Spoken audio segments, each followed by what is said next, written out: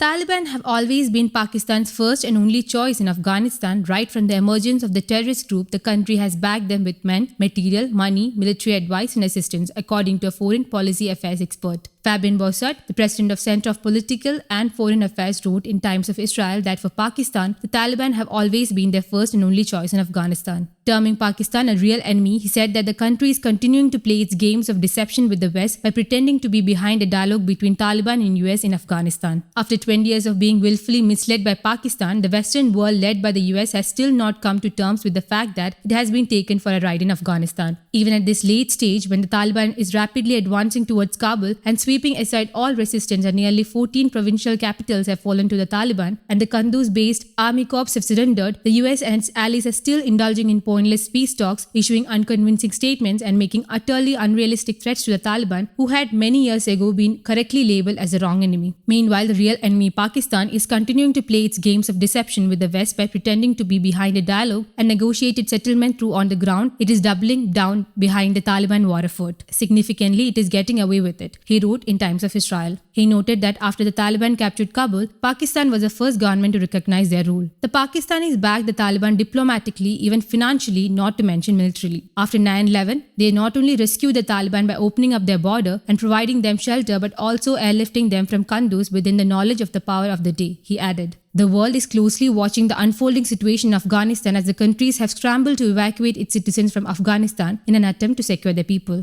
News Desk, Comedy English.